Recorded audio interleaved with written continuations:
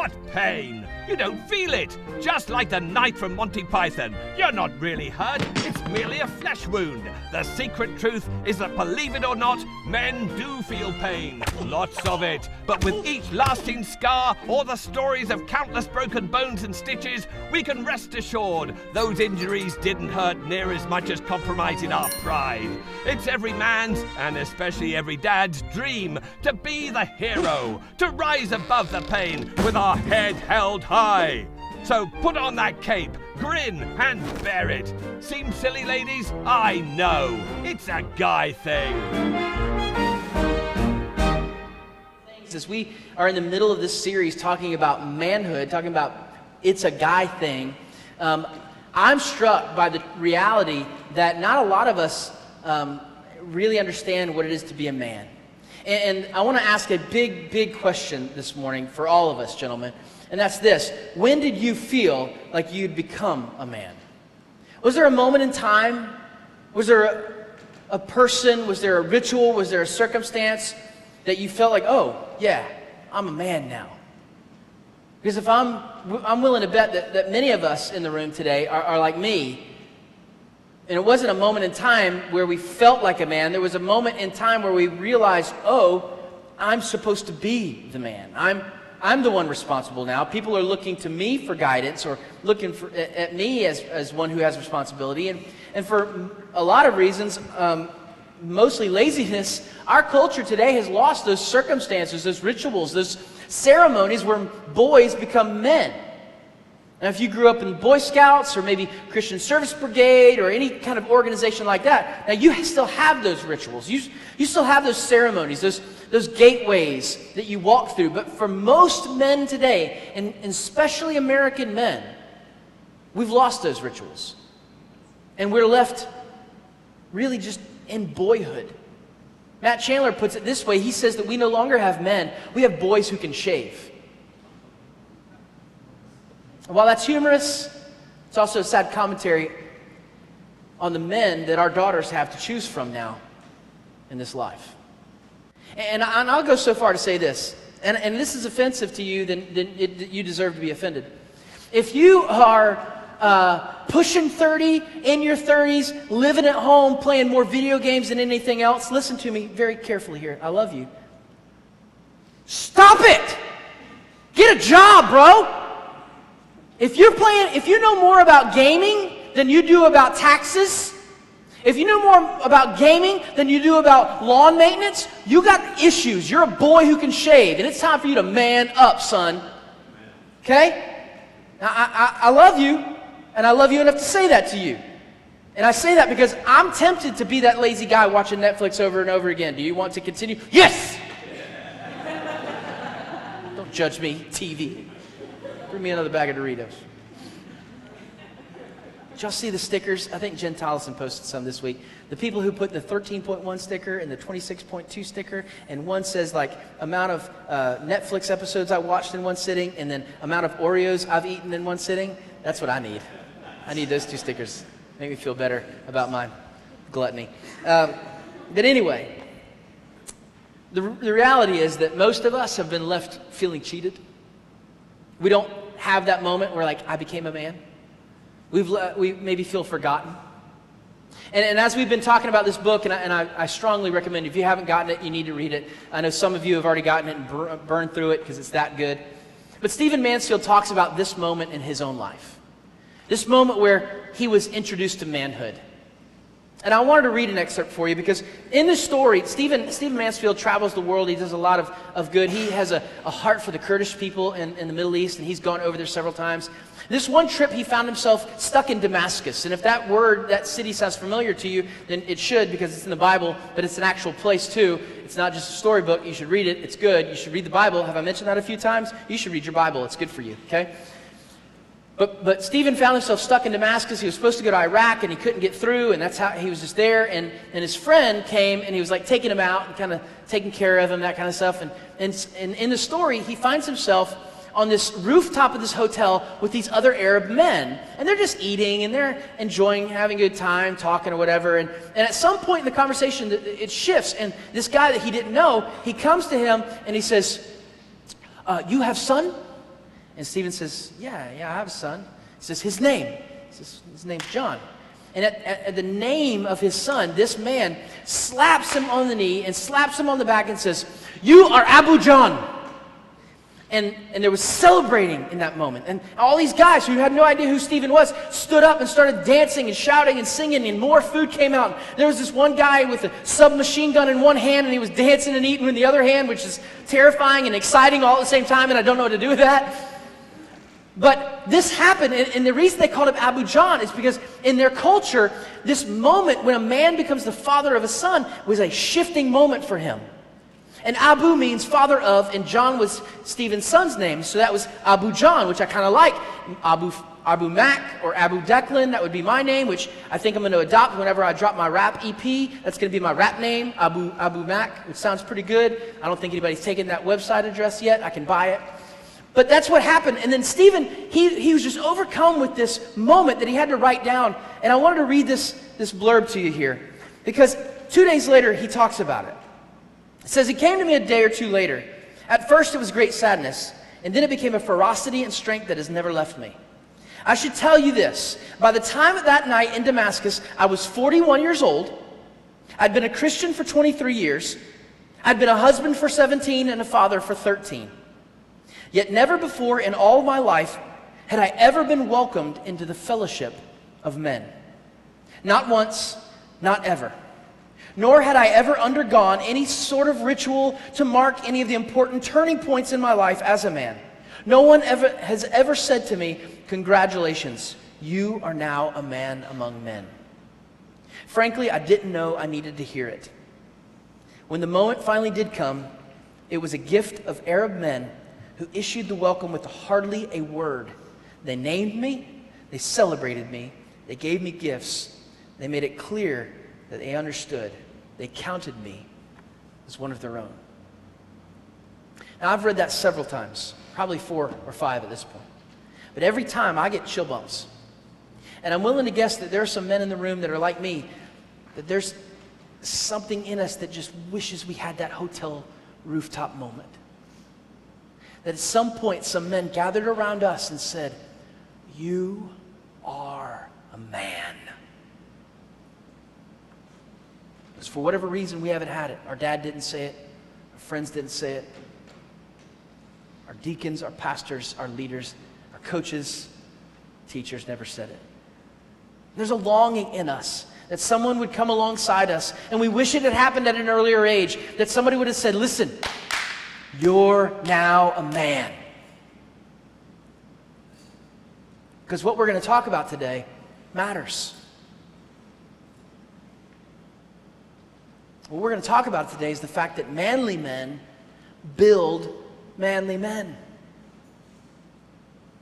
The reality is, if you're a man, whether you're manly or not, whether you're Christian or not, biblical or not, you are building other men or boys. We are all replicating ourselves. Ladies, you do this too, but I'm specifically talking to the gentlemen in the room. You are replicating other men just like you, and that should terrify you. I know it does for me. I'm a father of 2 sons.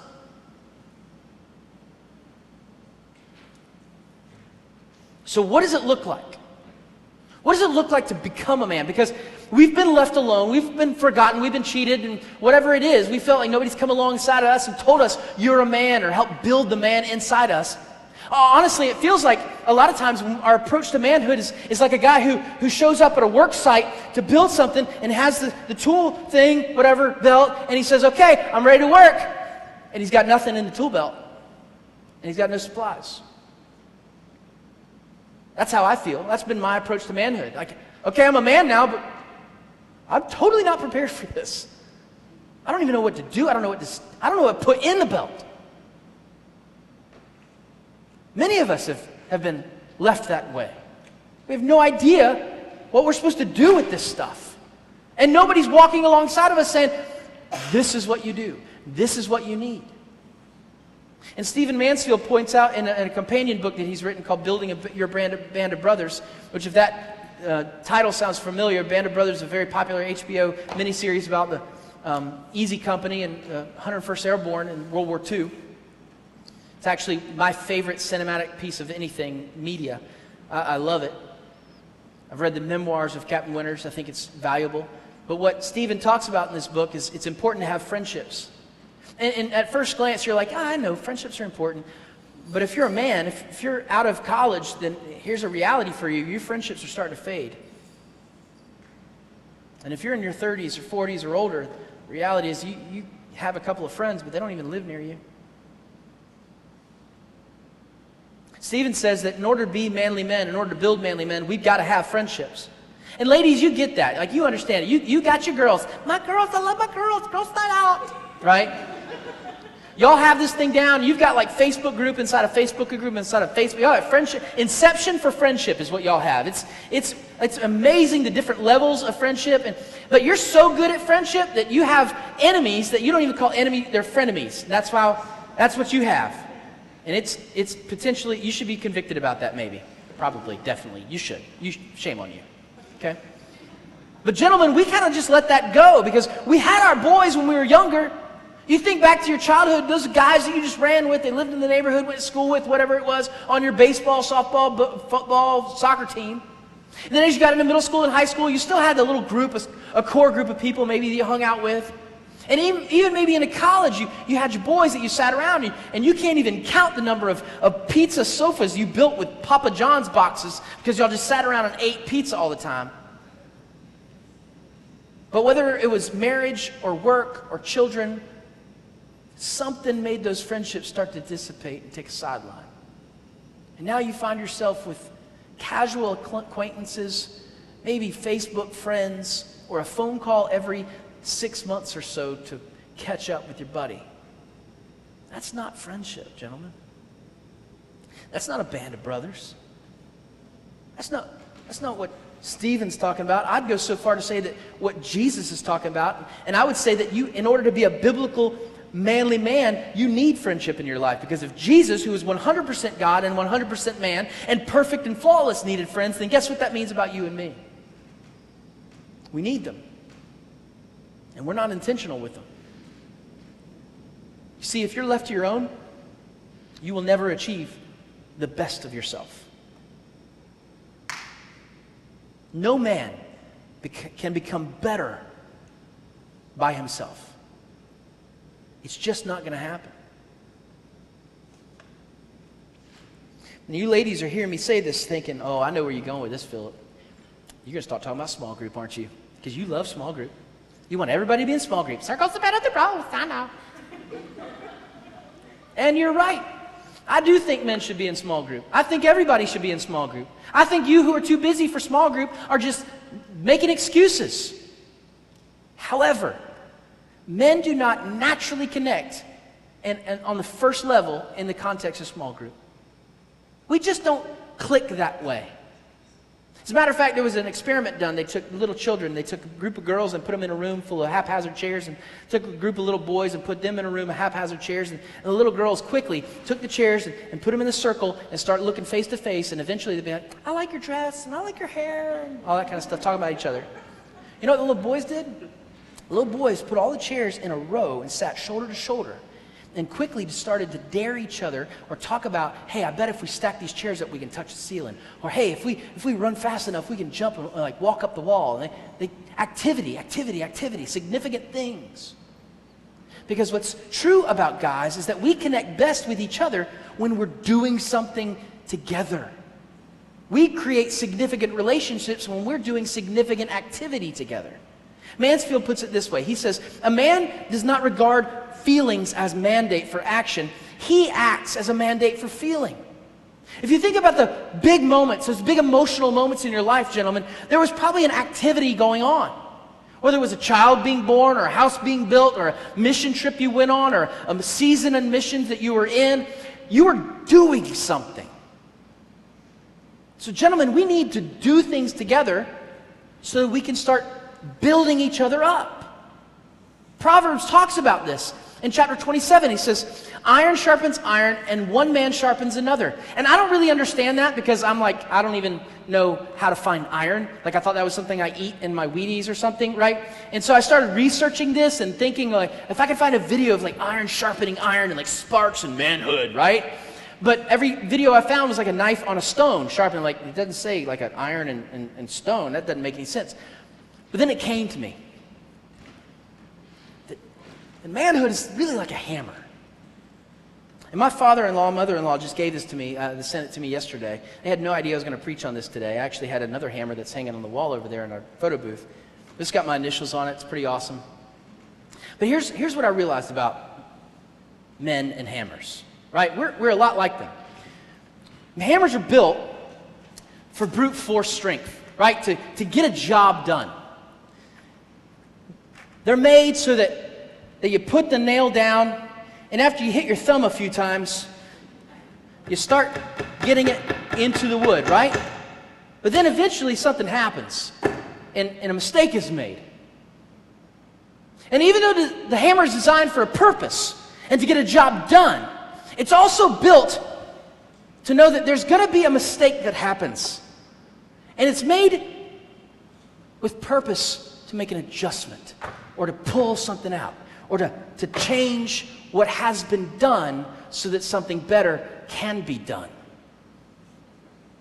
Gentlemen, we need to approach each other this way. Because there's going to be times in life that we need to bear down and get the job done, dadgummit. There's going to be other times in our life where we need somebody to come alongside and help get some stuff out of our life. We need to make an adjustment in our world. Let me help us remove some sin. And fix what's not right in us. You can't do that alone. You can't see what's wrong with you. You can't tell that your attitude is shifted to negative. You don't read your Facebook posts like everybody else reads your Facebook posts. Your emails have started to get a certain edge to them. Your text messages. Your phone calls have gotten shorter and shorter. Your responses to your wife have gotten shorter and shorter. Your attitude toward your children has gotten less and less involved. And you can't see that about you. But other men can. They can come alongside of you and say, listen, man, that's not good enough. That needs to be pulled out of your life. We need to fix it together.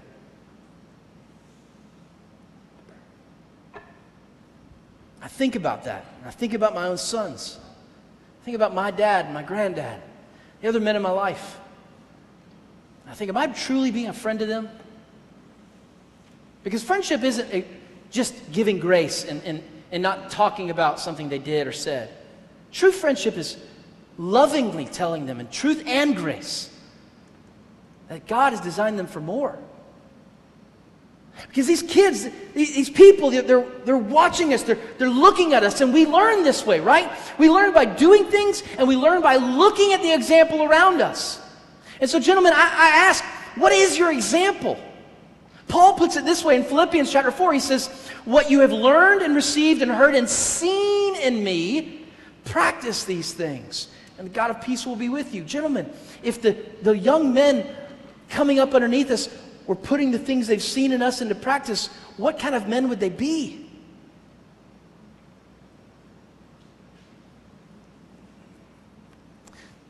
Do you know that most men are introduced to pornography by their fathers?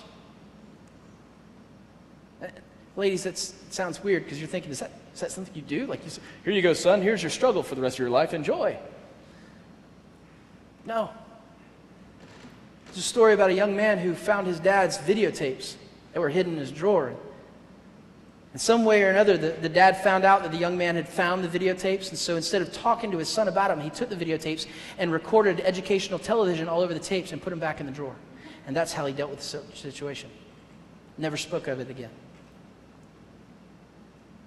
What you have seen in me. What are they learning from us? What are they looking at, gentlemen? Are you living your life on purpose? I saw a video this week of a dad who's doing it the right way. And rather than telling you about it, I want you to see it. Check this out. Let's go ahead and tie your shoe, man. Hello, Mommy. You love me? Yeah, I want to be just like you. You want to be just like me? Yes. Let me tell you something. Okay, Daddy. You will never be like me. And the reason why you will never be like me, because I want to allow you to be like me. Because I'm molding you, I'm shaping you, and I'm preparing you to be better than me. Because if I allow you to have the same upbringing as I did, then I feel you as a father. And that's one thing that I will not allow, is for me to feel you as a father. Do you understand me? Yes. All right, 3 times. Let's go play. Okay. This little Chase Elijah. Let me tell you a little bit more about Chase Elijah's dad. You can go on YouTube and see their story. But Chase has a feeding tube that he'll have for the rest of his life. And so once a year, his dad will take the tip of a feeding tube and glue it to himself and take pictures together so that his son is not ashamed of it. That's living life on purpose. That's building manly men.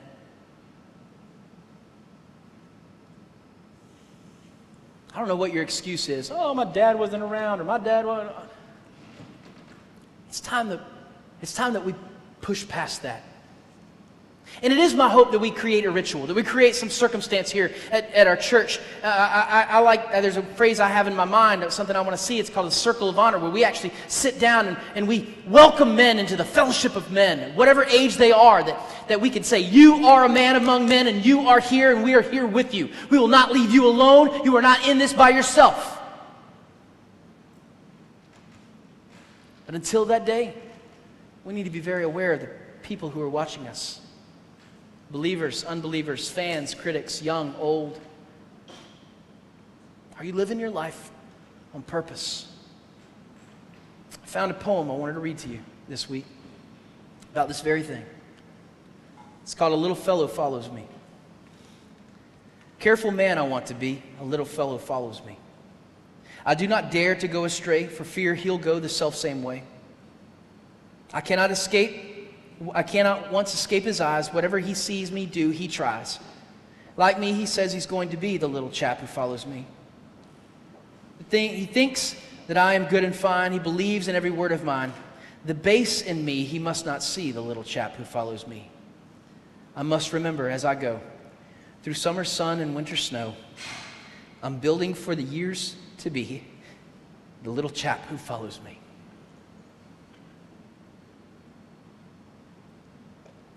What are we building, gentlemen?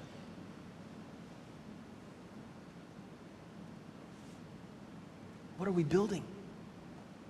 What are we offering our women as suitable husbands, fathers and grandfathers?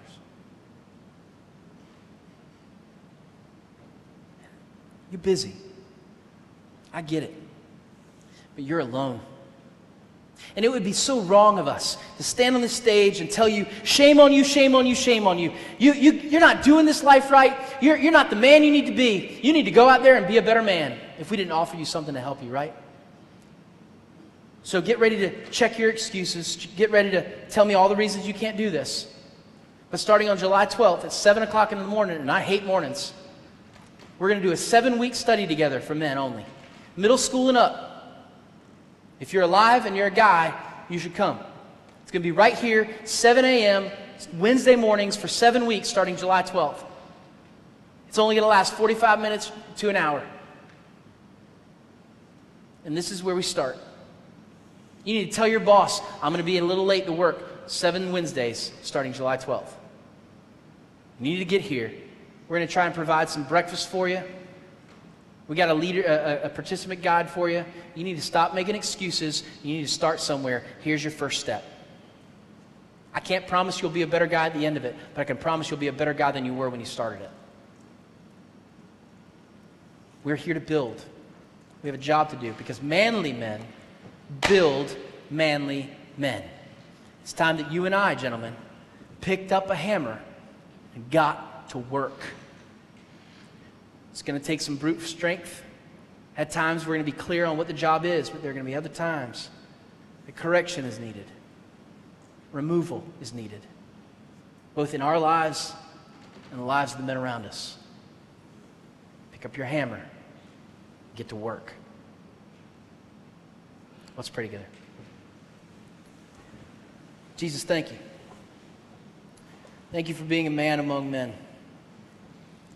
Thank you for being a man of compassion, a man of heart, a man of strength, a man of conviction and purpose. Great example to us all. Jesus, help us to embrace this opportunity, this responsibility, this mandate you've given us as the men you created us to be, that we would embrace it, we would become it, and we would start to build other men patterned after you. God, help us to find those circles, to find those people that we can be honest and open with. Help us to find a band of brothers, Lord, that we can share life with, friendships, to begin being molded into the man you created us to be. Jesus, we thank you for a church that understands that this is important and is willing to fund it, is willing to chase after it with us. God, go with us. Lead us, guide us. And in turn, we'll lead those behind us. I pray this in your name. Amen.